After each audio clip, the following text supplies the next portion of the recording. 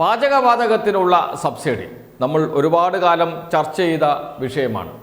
ഇപ്പോൾ സബ്സിഡി ലഭിക്കുന്നുണ്ടോ എന്ന് പാചകവാതകം ഉപയോഗിക്കുന്നവരോട് ചോദിച്ചാൽ അറിയില്ല എന്നേ അവർ പറയും. അവരുടെ ബാങ്ക് അക്കൗണ്ടിലേക്ക് വരുന്നുണ്ടോ ഇല്ലയോ എന്ന് പോലും അവർക്കറിയാത്ത അവസ്ഥയിലേക്ക് കാര്യങ്ങൾ എത്തിച്ചിട്ടുണ്ട്. നേരത്തെ കേന്ദ്ര സർക്കാർ സബ്സിഡി എണ്ണ കമ്പനികൾക്ക് നൽകും. സബ്സിഡി കഴിച്ചുള്ള തുക മാത്രമേ ഉപഭോക്താക്കളോട് പാചകവാതകം ഉപയോഗിക്കുന്നവരോട് വാങ്ങാറുള്ളൂ. അതുകൊണ്ട് എന്തായാലും ഉപഭോക്താവിന് സബ്സിഡി ലഭിക്കുമായിരുന്നു. എന്നാൽ ഇപ്പോഴോ നേരിട്ട് നൽകാൻ തീരുമാനിച്ചു. എന്ന് വെച്ചാൽ പാചകവാതകം ഉപയോഗിക്കുന്നവർക്ക് സബ്സിഡി കേന്ദ്ര സർക്കാർ നേരിട്ട് അവരുടെ ആധാർ അധിഷ്ഠിത ബാങ്ക് അക്കൗണ്ടിലേക്ക് നൽകും.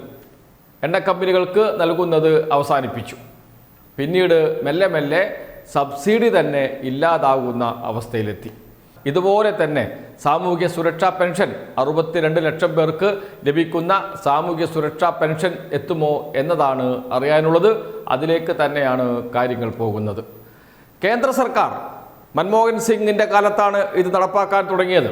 എന്ന് വെച്ചാൽ കോൺഗ്രസ് സർക്കാർ കേന്ദ്രം ഭരിക്കുന്ന ഘട്ടത്തിൽ, കോൺഗ്രസിൻ്റെ പ്രധാനമന്ത്രി ഇന്ത്യയുടെ പ്രധാനമന്ത്രിയായ ഘട്ടത്തിൽ അദ്ദേഹം സാമ്പത്തിക വിദഗ്ധനാണ്, ധനകാര്യ മന്ത്രി കൂടിയായിരുന്നു.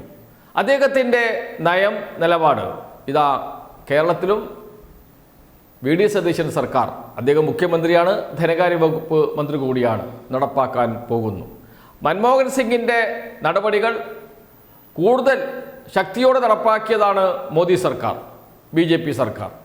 ഇപ്പോൾ ഇതാ കേരളത്തിൽ മൻമോഹൻ സിംഗിൻ്റെയും മോദിയുടെയും പ്രവർത്തന രീതി നടപ്പാക്കുന്നു വി ഡി സതീശനും UDF സർക്കാർ. സാമൂഹ്യ സുരക്ഷാ പെൻഷൻ ബാങ്കുകളിൽ എത്തിക്കും എന്നാണ് പറയുന്നത്.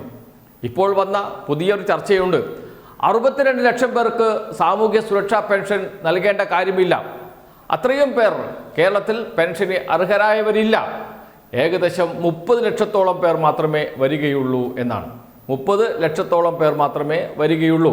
62 ലക്ഷം എന്ന് പറയുന്നത്, ശേഷിക്കുന്ന 32 ലക്ഷം എന്ന് പറയുന്നത് അനധികൃതമാണ്. അവർക്ക് പെൻഷൻ കൊടുക്കേണ്ട കാര്യമില്ല. അവർക്ക് വീട്ടിൽ എല്ലാ സൗകര്യവും ഉള്ളവരാണ്.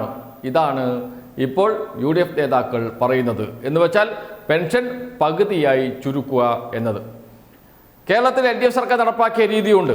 60 വയസ്സ് കഴിഞ്ഞ എല്ലാവർക്കും, പെൻഷൻ ഇല്ലാത്ത എന്ന് വെച്ചാൽ മറ്റു പെൻഷനുകളൊന്നും ലഭിക്കാത്ത എല്ലാവർക്കും പെൻഷൻ നൽകുക എന്നതാണ്. അവിടെ സാമ്പത്തിക ശ്രേണിയിൽ ഉന്നതരായവരാണോ താഴെ കിടക്കുന്നവരാണോ എന്നൊന്നും പരിശോധിക്കുന്നില്ല. എന്ന് വെച്ചാൽ ചിലപ്പോൾ 60 വയസ്സ് കഴിഞ്ഞവർ സാമ്പത്തികമായി കുടുംബത്തിന് നല്ല ശേഷിയുണ്ട് എങ്കിലും ഒറ്റപ്പെട്ടു പോകുന്ന അവസ്ഥയുണ്ട്. മക്കളൊന്നും വേണ്ടത്ര അച്ഛനെയും അമ്മയെയും നോക്കാത്ത അവസ്ഥയുമൊക്കെ നമ്മുടെ നാട്ടിൽ എത്രയോ ഉണ്ട്. അതുകൊണ്ട് തന്നെ അത്തരമൊരു വിവേചനം ആവശ്യമില്ല. 60 കഴിഞ്ഞ എല്ലാവർക്കും സുരക്ഷാ പെൻഷൻ, സാമൂഹ്യ സുരക്ഷാ പെൻഷൻ നൽകുക എന്ന നിലപാടാണ് സ്വീകരിച്ചത്. അതിൽ നിന്ന് UDF സർക്കാർ പിറകോട്ട് പോവുകയാണോ?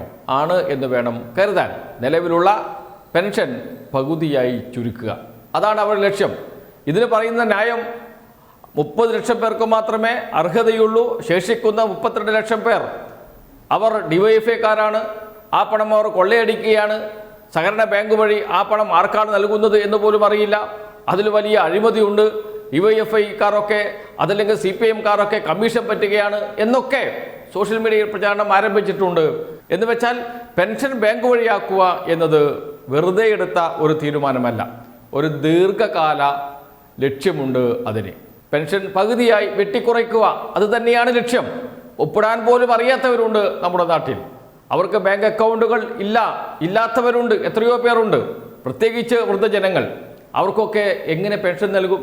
ഇനി അവർ ബാങ്ക് അക്കൗണ്ടിന് വേണ്ടി ബാങ്കുകളിൽ കാത്തിരുന്ന് ക്യൂ നിന്ന് ബാങ്ക് അക്കൗണ്ട് എടുത്ത് അത് ബന്ധപ്പെട്ടവരെ അറിയിച്ചതിന് ശേഷം മാത്രമേ അവർക്ക് പെൻഷൻ ലഭിക്കുകയുള്ളൂ. എന്ന് വെച്ചാൽ എപ്പോൾ ലഭിക്കും എന്ന് പോലും അറിയാത്ത അവസ്ഥ. അത്തരം ആളുകൾ പൂർണ്ണമായും വെട്ടിമാറ്റപ്പെടുന്ന സ്ഥിതിയിലേക്ക് കാര്യങ്ങൾ പോകുന്നു. മറ്റൊന്ന്, വീട്ടുകളിൽ നടക്കാൻ പറ്റാത്തവർക്ക്, കിടപ്പ് രോഗികൾക്ക് പെൻഷൻ വീട്ടിൽ കൊണ്ടു കൊടുക്കുന്ന സ്ഥിതി തുടരും എന്നാണ് പറയുന്നത്. അത് എങ്ങനെയാണ്, ഏത് രീതിയിലാണ് തുടരുക എന്ന കാര്യമൊന്നും ഇതുവരെ വ്യക്തമാക്കിയിട്ടില്ല. അതും ഒരു പ്രശ്നമായി നമ്മുടെ മുന്നിലുണ്ട്. UDF സർക്കാർ അധികാരത്തിൽ വരുന്നതിന് മുമ്പ് പ്രതിപക്ഷ നേതാവായി വി ഡി സതീശൻ നിൽക്കുന്ന ഘട്ടത്തിലൊക്കെ പറഞ്ഞിരുന്ന കാര്യമുണ്ട്. പണം കൊണ്ട് നിറയ്ക്കും ഖജനാവ് എന്ന്. പല പദ്ധതികളും നമ്മുടെ മനസ്സിലുണ്ട്.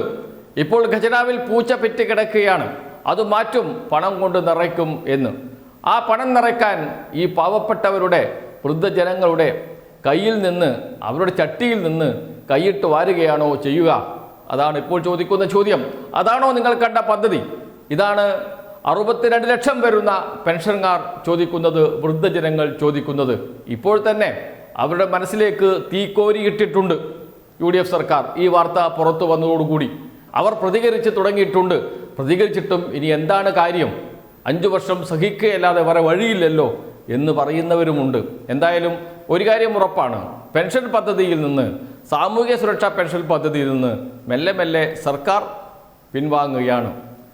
പെൻഷൻ നൽകുന്നവരുടെ എണ്ണം വെട്ടിക്കുറയ്ക്കുക, അതുതന്നെയാണ് ലക്ഷ്യം. എങ്ങനെയാണോ കേന്ദ്ര സർക്കാർ പാചകവാതകത്തിന് സബ്സിഡി നേരിട്ട് നൽകി അത് ഇല്ലാതാക്കിയത് എന്നതുപോലെ തന്നെ പെൻഷനും ഇല്ലാതാക്കുന്ന സ്ഥിതിയിലേക്കാണ് കാര്യങ്ങൾ പോകുന്നത്.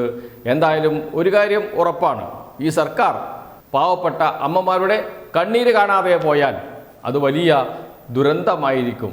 ഈ സർക്കാർ അവരുടെ കണ്ണുനീരിൽ ഒലിച്ചു പോകുമെന്ന കാര്യത്തിൽ സംശയമേയില്ല.